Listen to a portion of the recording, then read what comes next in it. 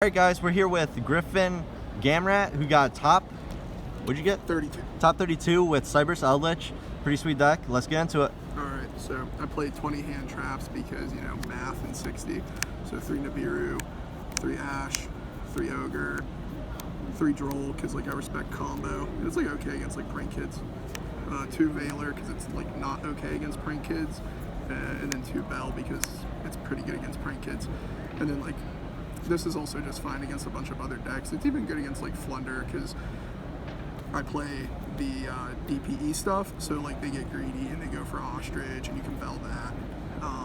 I was just worried about having like a lot of Veilers and then starting with like Griffen plays, and then Veiler and Imperm like always feels weak unless you have Nib.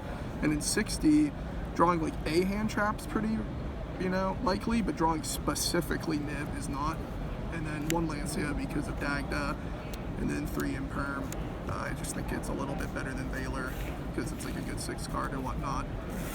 So 20 hand traps. 60 cards, right? Yep. Because basically you want to just play 40 in this deck, but then you can play 0 hand traps. So you're really just playing like a 40 card deck with 20 hand traps. The Eldlich cards, like they are very bad, but I played against a single combo deck, so when you don't play against combo, these cards are crazy.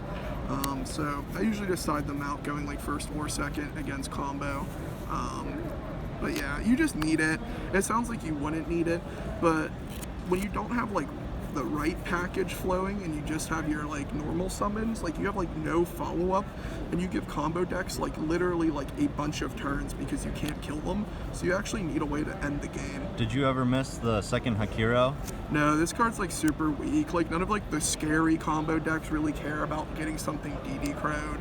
And then like even against the control decks like this format, right, like the Flunderbird deck or like what have you, Despia, like they don't really care about a random DD crow. So. And do you think you have to play the 3 of the Golden Lord? Well, spell? The spell's like the only good one to draw. Like it outs like a lot of problem cards. Like it can trade with a Griffin, it can out like a battling Butler, or if they get greedy with like DPE and don't pop itself, you can like send it. This card's like cracked. It's good with souls. Like that plus souls is like a good combo to have. So that card's crazy.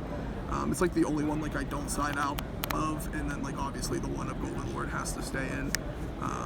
Then Griffin, triple Enchantress, triple Right, the 1 Fate, and the 1 Draco back.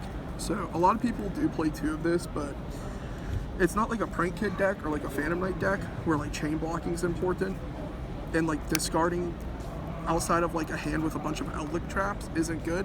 So I'm not trying to draw this card. And then the second one only comes up when Griffin actually negates, gets put back into deck.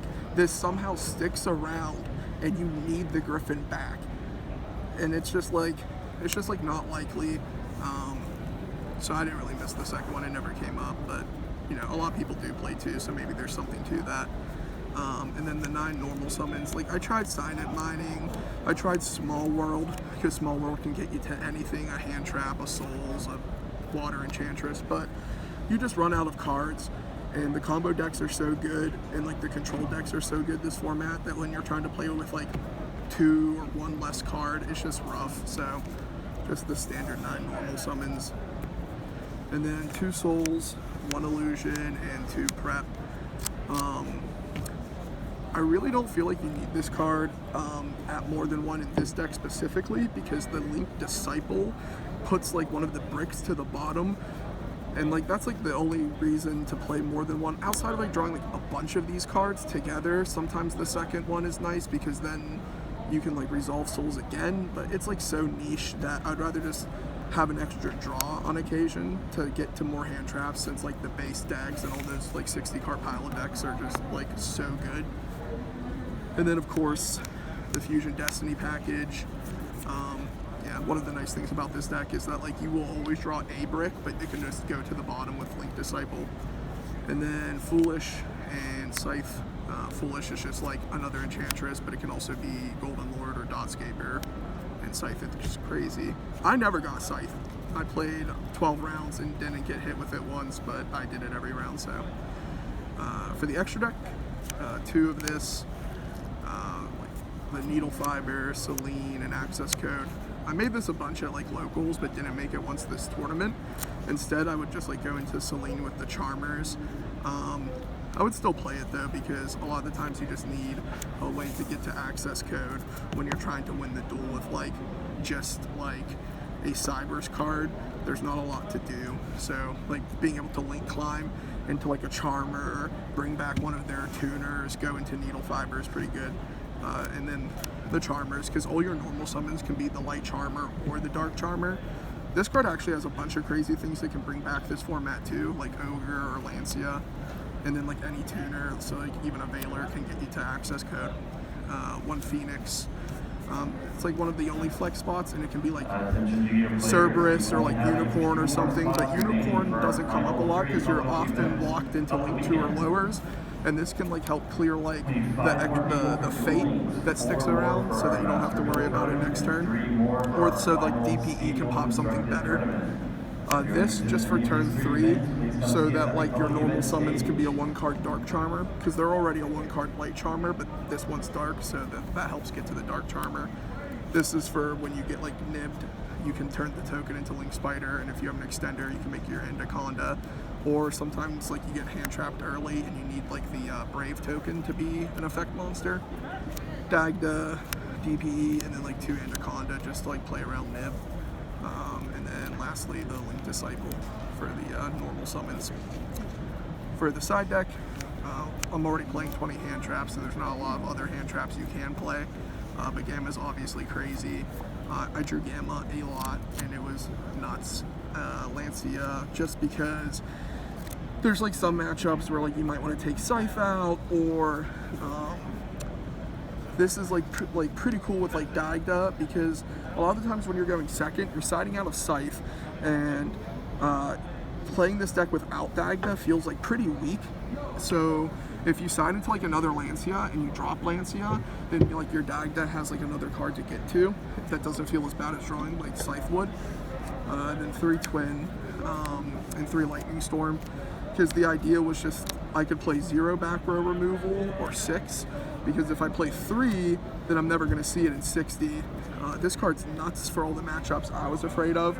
I expected Prank Kids to be like the most represented deck, and Twin's good against that deck. The Flunder deck was one of my losses in Swiss, and this card's crazy because you can hit map and the trap. It's good against Despia because they like set all their quick play spells and pass to you, and I lost to Despia, so if I drew this against some of my losses, that would have been nice. But it's 60, so it's hard to like see like a specific card. Like you can see like the same type of card, but if you're looking for specifically one copy of it, it's like rough. Like you never actually see it. Triple talents and a call by for when I go first.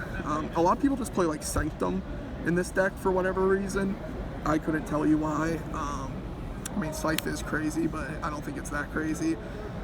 This card was really, really good. I only drew this once and actually lost when I drew it because he had like 3 hand traps, which is the reason why I like this card over Crossout, because you cross out 1 hand trap.